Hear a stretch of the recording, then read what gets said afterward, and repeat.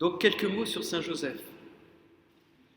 Dans la Bible, on nous parle très peu de Saint Joseph.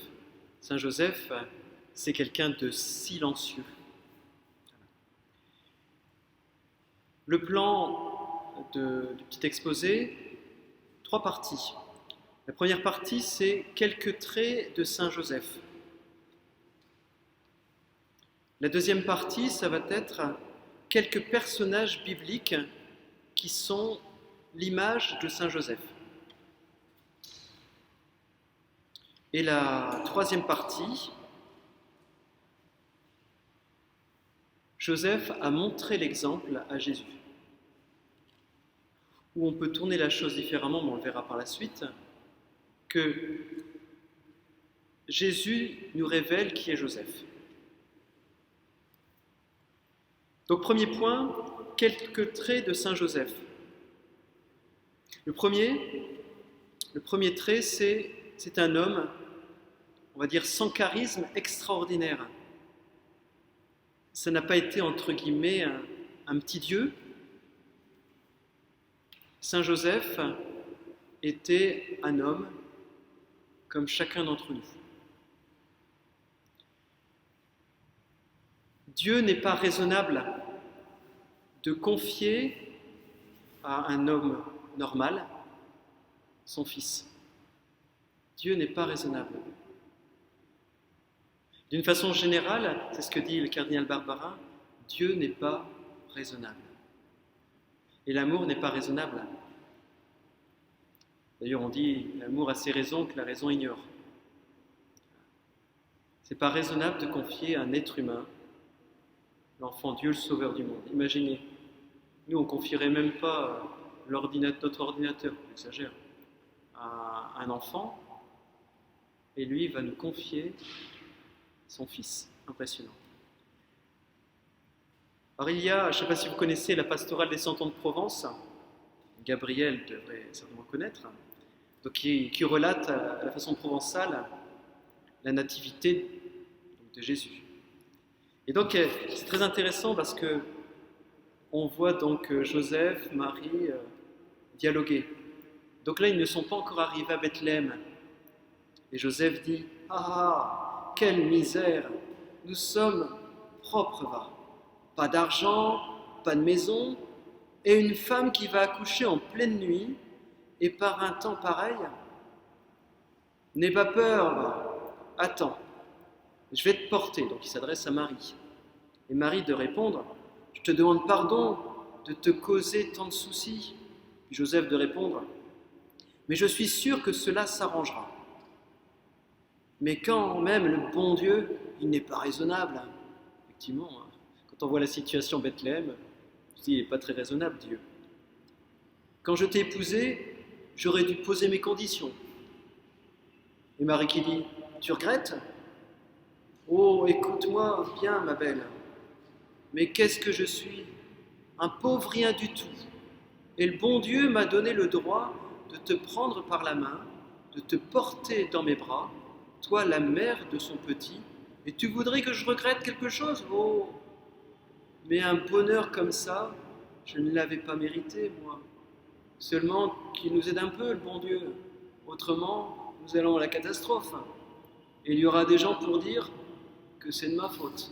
Bref, donc ça c'est la pastorale des 100 ans de Provence. N'hésitez pas à l'écouter. Donc Saint Joseph nous rappelle que quel que soit notre état de vie, quels que soient nos charismes, eh bien, Dieu peut faire grand avec nous. Nous pouvons être des saints. Même une personne très handicapée, très handicapée, eh bien Dieu peut faire grand avec elle. Saint Joseph, comme nous dit Jean-Paul II, est la preuve que pour être de bons et authentiques disciples du Christ, il n'y a pas besoin de grand-chose. Il faut seulement des vertus communes, humaines, simples, mais vraies et authentiques. Dieu peut faire grand avec ce que nous sommes. Une autre phrase du pape François, Saint Joseph nous rappelle que tous ceux qui apparemment sont cachés ou en deuxième ligne jouent un rôle inégal dans l'histoire du salut. Venant à l'histoire de l'handicapé, pour prendre des exemples extrêmes, eh bien, l'handicapé n'est pas exempt de l'histoire du salut. Dieu peut faire grand avec lui. Et Dieu fait grand avec lui. Et donc Dieu fait grand avec chacun d'entre nous. Dieu œuvre à travers nous, même si nous désirons quelquefois être comme le voisin.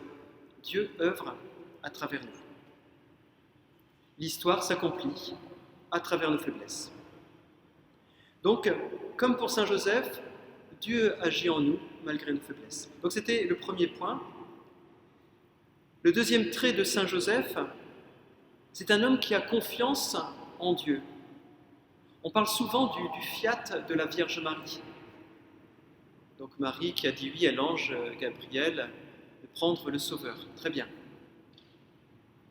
Mais en fait, Joseph a eu son fiat. Il a même eu 4 fiats. Le premier fiat, c'est quand il était en train de se poser des questions. On verra ça par la suite, on développera ça par la suite. Joseph se pose énormément de questions. Est-ce que je dois la répudier, comme me demande la loi? Que dois-je faire? Et là, il a le songe. Il a dans un songe que Dieu l'invite à accueillir Marie. Il ne se pose pas de questions, fiat. Il accueille Marie. Le deuxième fiat, c'est quand Jésus est né, et l'ange lui dit, mais pars en Égypte, là, tu sauveras l'enfant, car Hérode veut tuer l'enfant Dieu. Et qu'est-ce qu'il fait? Il prend ses bagages et part. Fiat. Toujours dans un songe, c'est-à-dire dans un sommeil où Dieu lui parle. Troisième fiat, Hérode est mort. Dieu lui dit, tu peux revenir. Eh bien, il revient.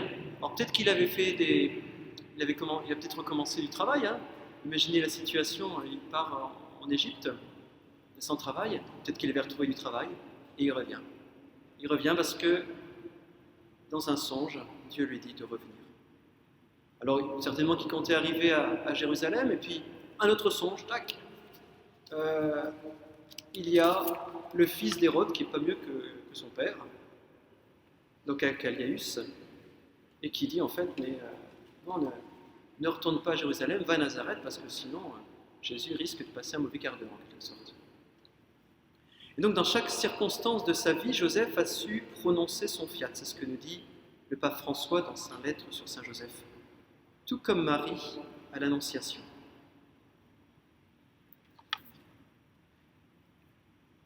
Tout ça pour dire que Saint Joseph nous enseigne que dans les tempêtes de la vie, nous ne devons pas craindre de nous appuyer sur Dieu. Dieu tient le gouvernail de notre bateau. Quelquefois, on voudrait tout contrôler. Mettons-nous 2 secondes à la place de Saint Joseph. Je ne sais pas si beaucoup auraient fait tout le périple qu'il a pu faire, Nazareth, Bethléem, Égypte, revenir à Jérusalem pour repartir à Nazareth. Je ne sais pas, on aurait coincé un moment, je pense. Eh bien, Joseph fait confiance à Jésus, et il fait confiance à Dieu, et il sait que Dieu tient le gouvernail. Donc Joseph laisse de côté ses raisonnements pour faire place à ce qui arrive.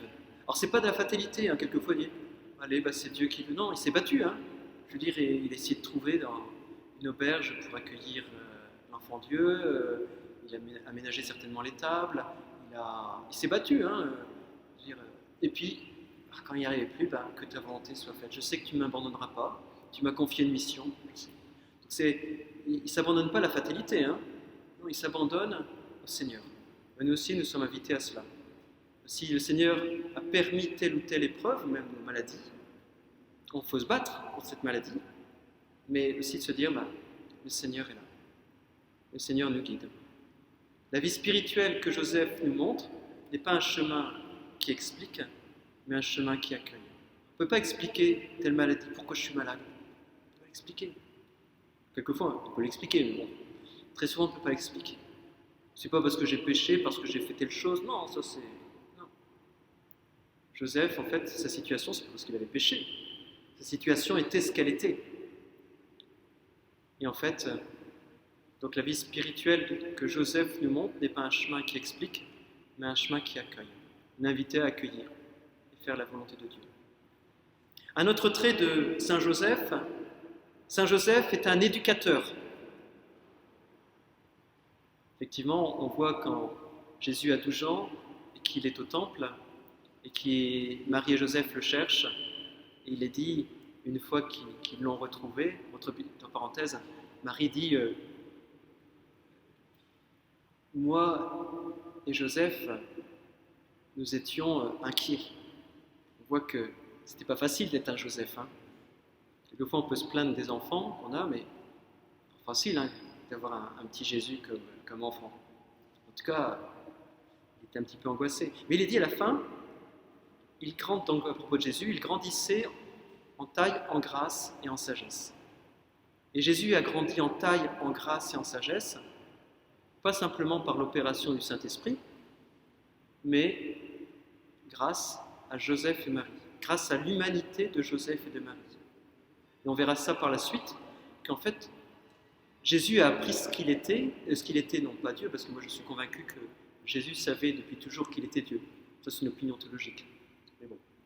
Mais je suis convaincu que Jésus, la personnalité de Jésus, puisque Jésus est pleinement Dieu bien sûr, et pleinement homme, sa personnalité d'homme, il l'a reçue de ses parents, de l'éducation de ses parents. Tout comme le Seigneur avait fait à Israël, ce qu'il est dit dans l'Ancien Testament, quand j'étais petit, je t'ai appris à marcher, je ne sais plus où c'est, je crois que c'est dans Osée, je ne sais plus. Je t'ai pris par la main, je t'ai fait grandir, je t'ai soulevé comme un nourrisson près de ma joue, et ainsi de suite. On parle dans l'Ancien Testament de cela en parlant de Dieu vis-à-vis du peuple d'Israël. Le peuple d'Israël est comme un enfant que Dieu porte sur son cœur. Et là, Joseph a fait la même chose avec l'enfant Dieu. Il a porté l'enfant Dieu sur son cœur, comme Dieu porte le peuple d'Israël sur son cœur, c'est-à-dire Dieu nous porte sur son cœur. Et bien Joseph fait la même chose, mais on va dire en sens inverse. Dieu fait la même chose avec Joseph fait la même chose avec Jésus, avec Dieu. Quatrième trait, c'est Joseph, un grand spirituel. Joseph est très actif. Quand on le voit, il est actif, il marche, c'est charpentier, il va en Égypte et ainsi de suite. Mais ses activités, son action est enveloppée de silence, un climat de profonde contemplation. Il contemplait le Sauveur du monde. En même temps, il agissait. Celui qui était caché depuis des siècles, eh bien, Joseph le contemple dans son Fils. Joseph, un maître spirituel également, il s'est nourri de la parole de Dieu comme beaucoup de Juifs. On dit souvent, par exemple, que sur la croix, Jésus a dit « Pourquoi m'as-tu abandonné ?» C'est dans l'Évangile. Et on peut se dire, c'est le découragement. Non, c'est tiré d'un psaume. C'est parce que la parole de Dieu, il la connaissait par cœur. Il a sorti tout le psaume, et nous, on retient simplement cette parole tirée de l'Évangéliste, qui nous dit « Mon Dieu, pourquoi m'as-tu abandonné ?» Mais à la fin du psaume, il y a une espérance. Et en fait, Jésus connaissait les psaumes par cœur, ou une bonne partie des psaumes par cœur, des passages de la parole de Dieu par cœur. Et comment il a connu ça ? C'est Joseph. C'est Joseph qui était pétri de la parole de Dieu qui lui a transmise. Il a transmis à son fils, Jésus, la parole de Dieu. Donc Saint Joseph était pétri de la parole de Dieu. Joseph a accompagné Jésus à la synagogue. Quand on voit que Jésus va à la synagogue, il l'a été avant avec Joseph. Donc c'était un grand spirituel.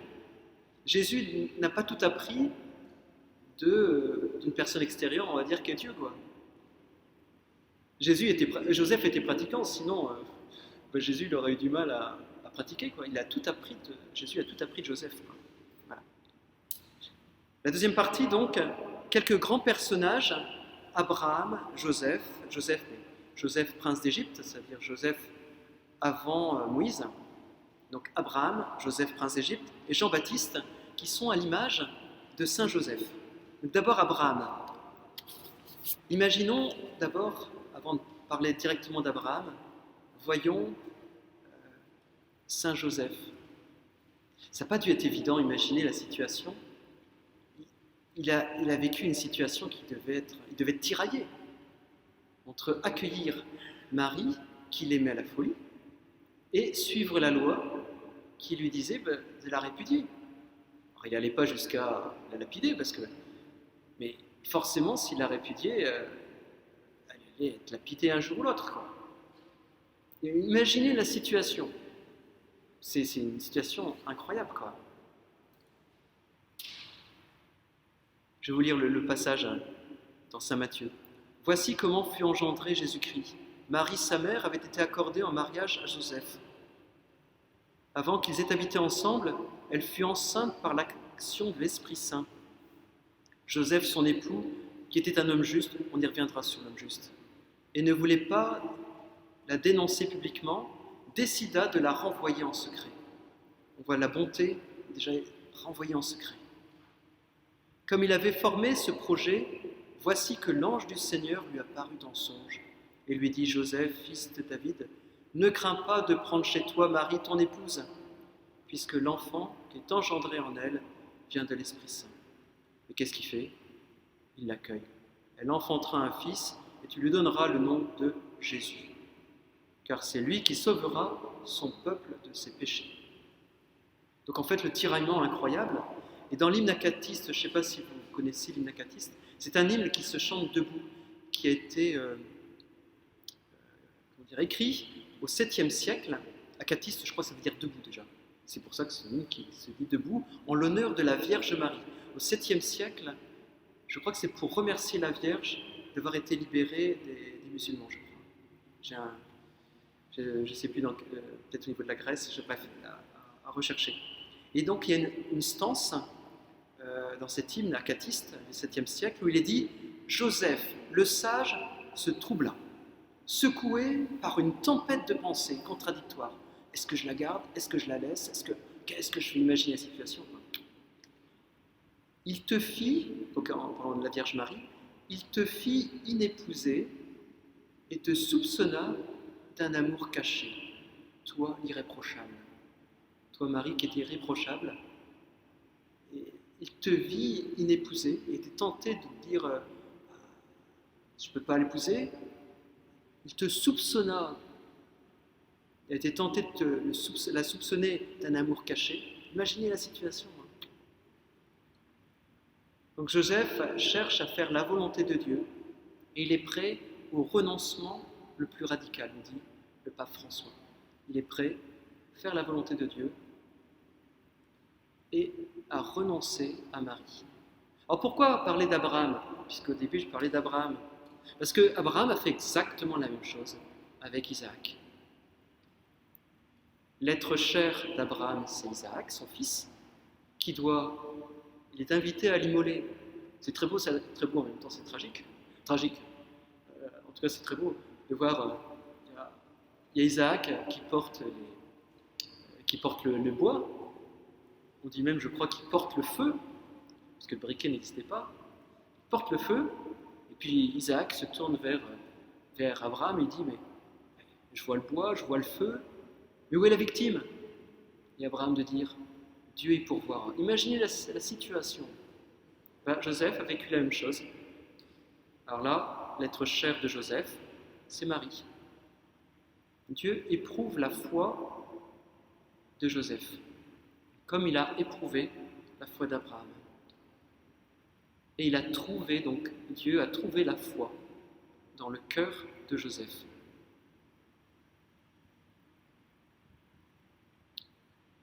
Deuxième point, lié toujours à Abraham, c'est la chasteté de Joseph.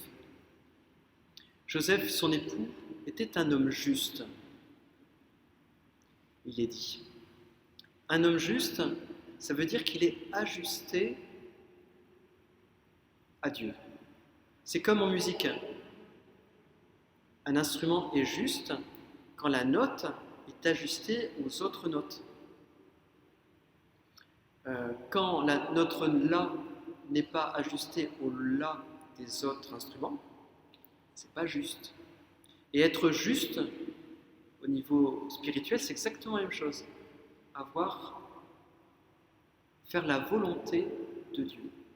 Faire que mon centre d'intérêt soit pas moi-même, mais l'autre. Parce que imaginons, par exemple,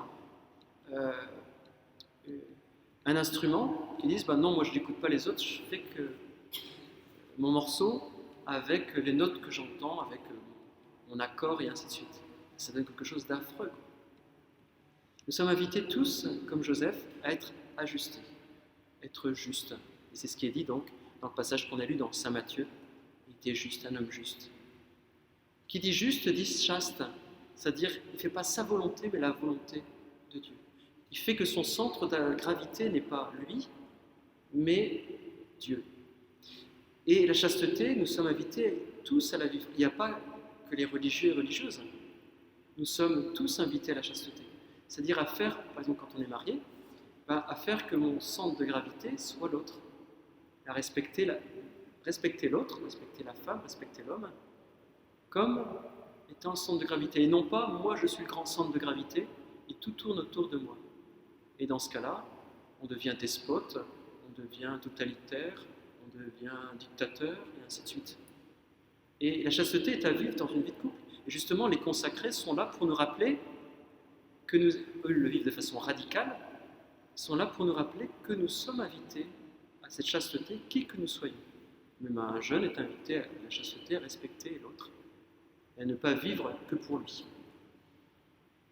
Donc Joseph ne fait pas sa volonté, mais la volonté de Dieu. Et l'homme chaste aussi par excellence, c'est aussi Abraham, qui a fait la volonté de Dieu. Chaque fois que nous nous trouvons dans la condition d'exercer la paternité, nous devons toujours nous rappeler qu'il ne s'agit jamais d'un exercice de possession. La paternité ou la maternité, c'est-à-dire avoir un rôle d'autorité sur quelqu'un, eh bien, ça n'a pas pour but de posséder, ce n'est pas un exercice de possession, mais d'un signe qui renvoie à une paternité plus haute. Et je continue ce que dit le pape François. En un certain sens, nous sommes toujours tous dans la condition de Joseph, une ombre de l'unique Père céleste. C'est-à-dire que l'autorité que nous recevons, ça peut être l'autorité parentale ou la responsabilité que nous pouvons avoir, X ou Y, même dans notre milieu de travail, eh bien, nous la recevons indirectement de Dieu. Et nous devons l'exercer, cette autorité, cette responsabilité, comme l'ombre de l'unique Père céleste. Qui que nous soyons une femme, nous devons être l'ombre de l'unique paternité, l'unique pouvoir qu'a Dieu. Donc c'est le pape François qui nous dit ça, dans Patris Corde. Un deuxième, là j'irai plus vite, le personnage qui a marqué donc Joseph, c'est le Joseph, le prince d'Égypte. Déjà, tous les deux sont allés en Égypte. Alors si vous ne connaissez pas l'histoire de Joseph, prince d'Égypte, lisez-le, ça vaut son pesant d'or, c'est vraiment très intéressant.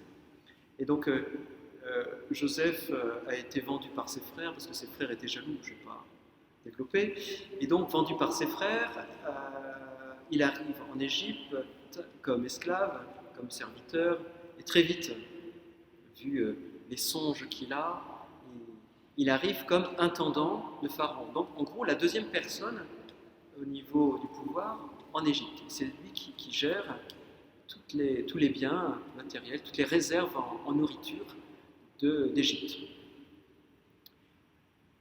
Et en fait, Joseph fait la même chose. Saint Joseph, il doit partir en Égypte dans un pays qu'il ne connaît pas. Alors, je ne sais pas au niveau de la langue, mais à mon avis, la langue doit être différente, je ne sais pas comment ça fonctionnait. Mais en tout cas, il va dans un pays qu'il ne connaît pas. Et là, c'est une invitation aussi à avoir une attention toute particulière à tous les exilés, notamment les exilés politiques. Hier, dans la cathédrale, je voyais qu'il y avait des gens qui n'étaient pas d'origine française, et j'allais vers eux, je leur ai demandé d'où ils étaient, du Sri Lanka. C'est 3 ans qu'il était en France, donc la famille était là, donc les parents, 3 ans en France, en 2 ans, il ne sait pas sortir un mot français. Imaginez la situation. C'est la situation un petit peu que Joseph a vécue là. Après, les raisons pour lesquelles il est là, certainement énormément de raisons, je ne sais pas. Mais imaginez la situation pour ces gens-là. Et le pape François nous invite justement à avoir une pensée pour ces gens-là. Saint Joseph a été un réfugié avec Marie et Jésus, dit le pape François. Il est un exilé politique. Et donc, comme Joseph, exilé. Et Dieu confie son peuple aux 2 Joseph. Le premier Joseph, parce que le peuple élu, eh bien, c'est les frères de Joseph. En fait, les frères de Joseph qui étaient jaloux, qui ont vendu le Joseph à des gens qui sont partis en Égypte, ces frères sont le peuple élu. Donc imaginez la situation, le peuple élu, le peuple choisi par Dieu, déjà ils sont pas très fraternels, ils ont vendu le fils.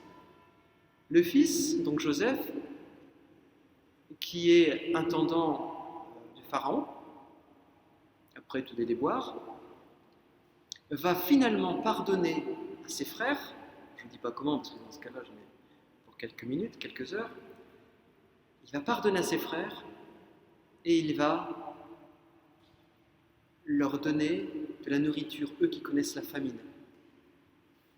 En fait, Joseph, où Dieu confie, on va dire, ce peuple choisi, les frères de Joseph, à Joseph. Et pour Dieu, ses frères, c'est la prunelle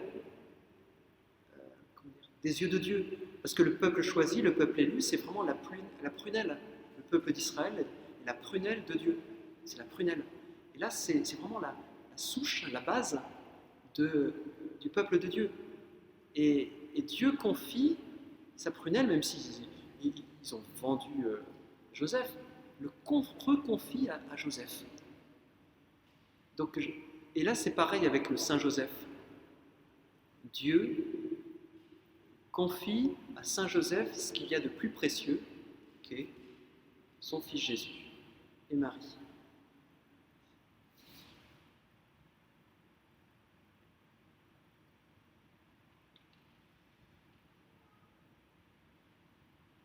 Ne sommes-nous pas aussi des trésors de Dieu? Dieu nous confie aussi à Saint Joseph. Je disais tout à l'heure que Marie et Jésus sont des trésors de Dieu qu'il a confiés à Joseph. Ne sommes-nous pas, chacun d'entre nous, des trésors de Dieu? Et dans ce cas-là, si nous sommes des trésors de Dieu, eh bien, Dieu confie à Joseph, à Saint Joseph, chacune de nos personnes, puisqu'on est des trésors de Dieu. Et c'est pour cela qu'il est le patron de l'Église universelle. Il nous confie, c'est ce que nous dit donc, le décret qui fait en 1870 Saint Joseph, donc patron de l'Église universelle, nous rappelle cela, nous rappelle que nous sommes tous des trésors de Dieu, qui sommes confiés, chacun et individuellement, à Saint Joseph. Troisième personnage biblique qui est à l'image de Joseph, on peut vous l'inverse comme vous voulez, Jean-Baptiste, image de Joseph, Jean-Baptiste.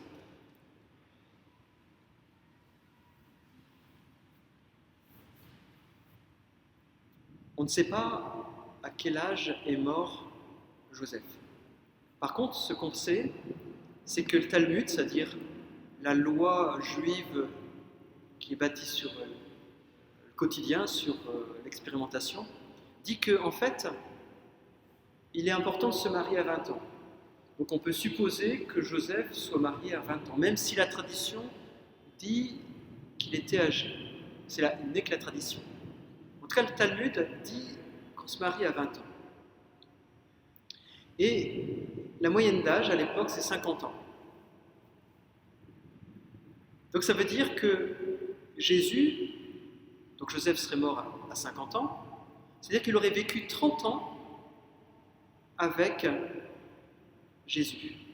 Et pendant 30 ans, Joseph a éduqué Jésus, l'a fait grandir. Et le parallèle avec Jean-Baptiste, c'est que Jean-Baptiste dit « Il faut qu'il grandisse », donc en parlant de Jésus, « et que moi je diminue ». On pourrait dire la même chose avec Joseph. Joseph s'est dit « Il faut que je diminue, que je disparaisse, que je meure en quelque sorte, pour que lui puisse émerger. » On se dit quelquefois pourquoi Jésus a commencé sa vie publique à 30 ans. C'était peut-être que justement, Joseph lui laissait la place. Vas-y, je meurs, vas-y. Une opinion, hein. Celui qui a cette opinion-là, c'est Verlaine, donc le père Joseph-Marie Verlaine. Donc c'est un petit peu comme Jean-Baptiste. Lui, il faut qu'il grandisse, c'est moi que je diminue. Celui qui vient d'en haut est au-dessus de tous. Celui qui est de la terre est terrestre, et il parle de façon terrestre. Comme Jean-Joseph, il parlait de façon terrestre. Celui qui vient du ciel est au-dessus de tous. Celui qui vient d'en haut est au-dessus de tous, c'est Jésus. Et Joseph s'efface pour laisser la place à Jésus. L'invitation aussi, quelquefois, à nous effacer. Par exemple, pour les parents, quelquefois, on va avoir une mainmise sur les enfants. Faisons comme Joseph aussi. Laissons partir les enfants. Laissons-les s'envoler. Et ce qui rejoint aussi l'humilité de Jean-Baptiste. Je vais vous lire ce que dit aussi Joseph Verlaine. Joseph a parfaitement éteint en lui tout mouvement de volonté propre pour se soumettre entièrement à la volonté de Dieu et devenir ainsi le fidèle collaborateur de son dessein de salut, au point qu'on a pu le nommer l'ombre du Père. Il était l'ombre de Dieu le Père, chose qui a été reprise par le pape François. Voilà. Je ne développe pas plus parce qu'on a parlé justement de cette humilité, de cette chasteté de Joseph. Le troisième point, c'est Joseph a montré l'exemple à Jésus. Jésus a appris de Joseph. Ce qui fait aussi que si on veut savoir qui est Joseph, il nous suffit de regarder Jésus. Alors, au niveau de l'étymologie, donc il y a deux étymologies qui n'ont rien à voir du mot Joseph. Donc la première étymologie se trouve dans Genèse 30. Genèse 30 veut dire ajouter. Joseph veut dire ajouter. Grandir. Il grandit. Ajouter ou il grandit. Et le rôle de Joseph a été de faire grandir Jésus. Donc l'origine du mot Joseph donne la vocation de Joseph, qui est de faire grandir. La deuxième étymologie, qui n'a rien à voir apparemment, c'est ôter, faire disparaître. Joseph, c'est un grand silencieux, l'humilité, ôter, faire disparaître, pour faire grandir le Sauveur du monde. Donc Jésus a grandi comme chacun de nous. Il a reçu de ses parents tout ce qu'un enfant reçoit pour arriver à maturité. Jésus, donc, a grandi comme chacun de nous. Voilà, nous avons Jésus qui est Dieu, mais il est aussi homme, pleinement homme. Et comme un homme, il a dû apprendre de son papa et de sa maman. Et il s'adressait à Joseph, non pas en lui disant « Oui, tu es mon père adoptif », non, c'est son papa. Il devait l'appeler papa. Et il a appris de Marie et de Joseph. Donc en voyant agir Jésus, on peut découvrir qui est Joseph. Ne disons-nous pas de temps en temps « tel père, tel fils ». Nous pouvons aussi dire « tel fils, tel père ». Voilà. Tel père, tel fils, telle personne a telle manique, telle façon d'agir, ça lui vient de son père ou sa mère. Eh bien, on peut dire l'inverse. Eh bien, tel fils, tel père. tel père, tel fils, tel fils, tel père. Il a appris donc de Joseph la prière. Et oui, donc Jésus a appris de Joseph la prière, à suivre les commandements et de faire la volonté de Dieu le Père. Il a appris de Joseph. Nous avons un très beau texte de Saint Jean chapitre 12, au verset 49, où on voit Jésus qui nous dit « Car ce n'est pas de ma propre initiative que j'ai parlé. Le Père lui-même qui m'a envoyé m'a donné son commandement sur ce que je dois dire et déclarer. Et je sais que son commandement est vie éternelle. Donc ce que je le déclare comme le Père me l'a dit. » En fait, il dit « Le Père lui-même qui m'a envoyé m'a donné son commandement. » Bref, il a reçu les commandements de Dieu, le Père. Et il dit à la fin, donc ce que je le déclare comme le Père me l'a dit. Qui c'est ce Père ? Je le déclare comme le Père me l'a dit.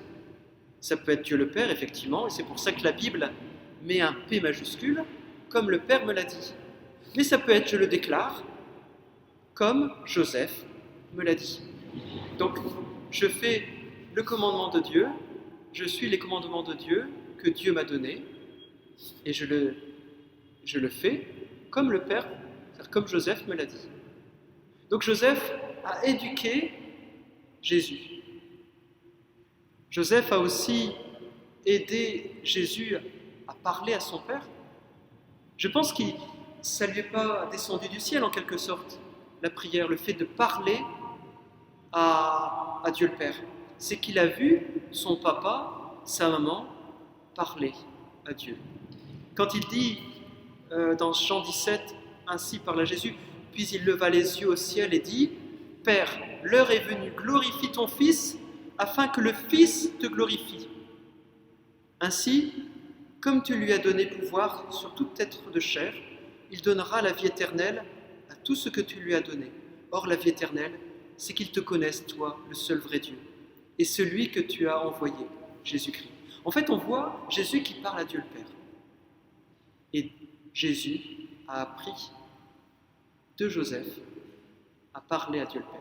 Et mais même, il a appris de Joseph à parler tout simplement. Les paroles qu'il dit, le vocabulaire qu'il a, il l'a reçu de son entourage, et spécialement de son papa et de sa maman. Quand nous voyons dans Saint Marc, nous avons lu l'évangile, je ne sais plus, il y a 15 jours, 3 semaines, on voit que Jésus, dès l'aurore, il va prier. Peut-être qu'il l'a ressenti au fond du même, qu'il fallait prier. Mais peut-être qu'il a vu Joseph tôt le matin, avant d'aller au travail. Il a peut-être vu son père prier.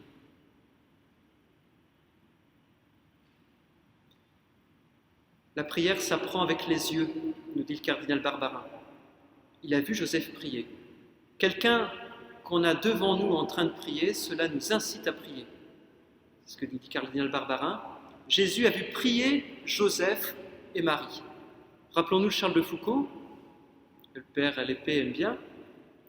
Charles de Foucauld, le début de sa conversion, c'est pas grâce à l'abbé Huvelin, c'est quand il voit un musulman au Maroc en train de prier. Tac, il dit, forcément, c'est qu'il y a quelqu'un de plus grand, puisque cet homme prie avec une dévotion énorme, c'est qu'il y a quelqu'un de plus grand.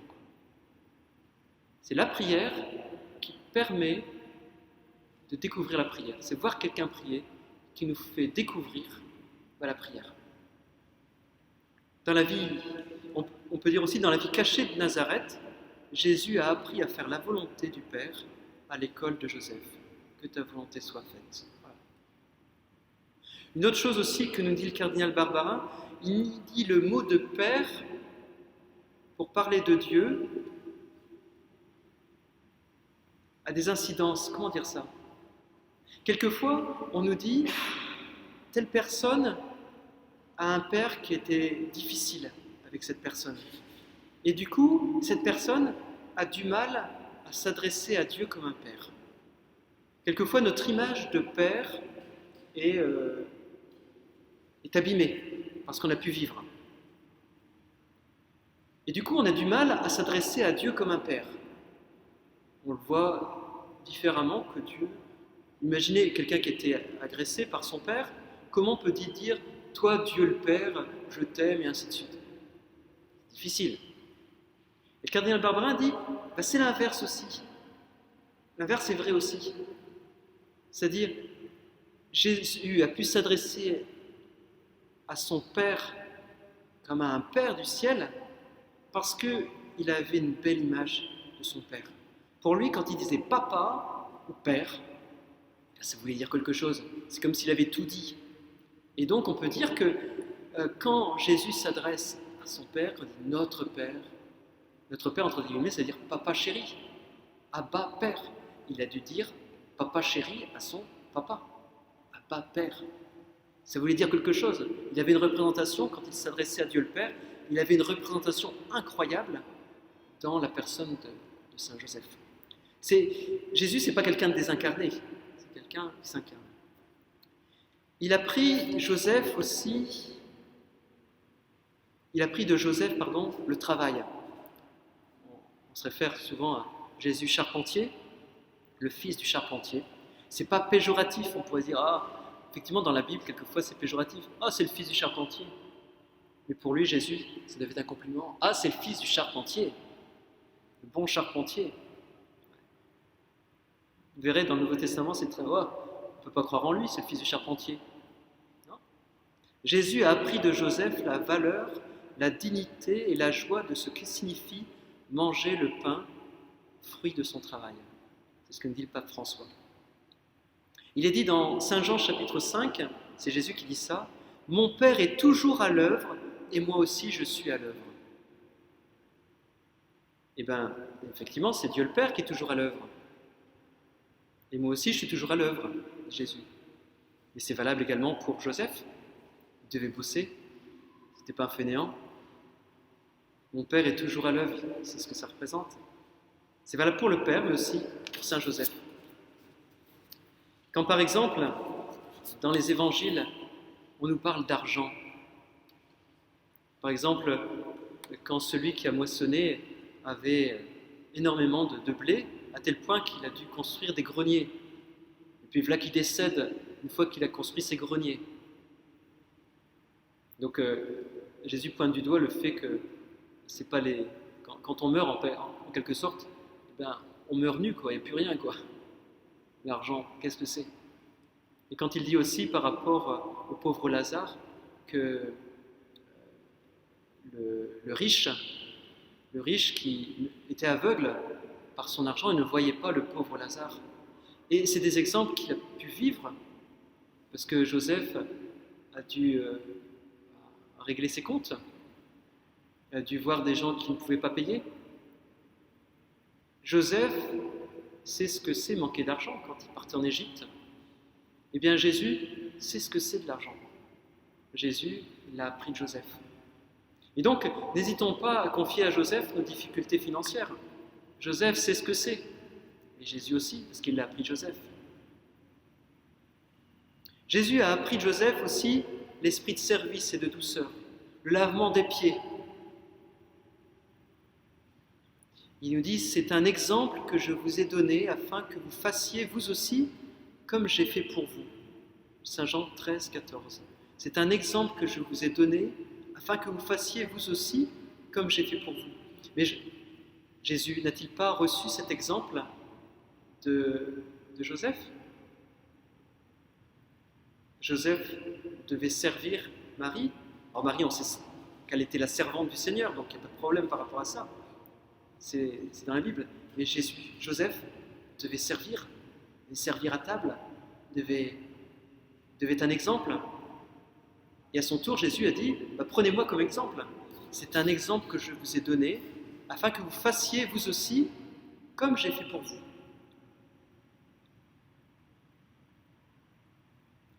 La douceur de Jésus aussi. Je suis doux et humble de cœur. Il a certainement appris de Joseph. J'ai bientôt terminé. La miséricorde de Joseph a certainement influencé Jésus. C'est ce que nous dit le pape François dans Patris Corde. Je veux imaginer que pour la parabole du Fils prodigue et du Père miséricordieux, Jésus se soit inspiré des comportements de Joseph. La miséricorde, il l'a appris, bien sûr, de Dieu, mais il l'a appris de Joseph. Si Joseph ne pardonnait pas, il y aurait un tiraillement en Jésus entre Dieu le Père qui dit pardonne et puis l'exemple qu'il a devant les yeux de quelqu'un qui pardonne pas. Donc, forcément, comme dit le pape François, il a appris la miséricorde de son père Joseph. Donc Saint Joseph a formé Jésus. D'innombrables exemples de Saint Joseph sont rentrés par les oreilles et les yeux de Jésus. Jésus a été pétri en voyant Jésus, en voyant Joseph et en écoutant Joseph, a été pétri par l'exemple. Et en voyant Jésus, nous pouvons deviner qui était son papa, qui était Joseph. Simplement un petit mot avant de finir. La sainteté du couple Marie-Joseph. J'en ai pour 30 secondes. C'est ce que nous dit Jean-Paul II dans Familiaris Consortio. La famille de Nazareth est le prototype et l'exemple de toutes les familles chrétiennes. La sainteté du couple formé par Joseph et Marie répare le mal né du couple d'Adam et Ève. On voit Adam et Ève qui s'accusent. C'est pas moi, c'est la femme, c'est la femme, c'est le serpent, et ainsi de suite. Et on voit en fait la concupiscence et ainsi de suite. Et cette concupiscence qui se traduit par le fait qu'ils sont obligés de s'habiller. Parce qu'ils découvrent qu'ils sont nus et ils ont peur l'un de l'autre. Parce que Ève a peur qu'Adam mette la main sur elle et vice-versa. Du coup, ils ont peur. Ils ont peur parce qu'ils sont nus. Et là, nous voyons en fait cette communion qui est rétablie entre cet homme et cette femme, entre Joseph et Marie. C'est le nouveau couple, en quelque sorte, le nouvel Adam et la nouvelle Ève, Joseph et Marie, en quelque sorte. Alors je dis bien en quelque sorte parce que le nouvel Adam, c'est Jésus. Ces exemples, dans leur communion d'amour, que Marie et Joseph reflètent cette parfaite image de l'amour que Dieu a pour les hommes. Quand nous voyons Joseph et Marie, nous voyons l'exemple de l'amour que Dieu a pour les hommes.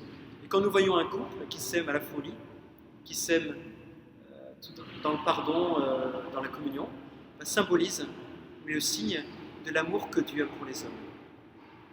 Simplement pour conclure, un témoignage du pape François qui nous dit « Je voudrais aussi vous dire une chose personnelle.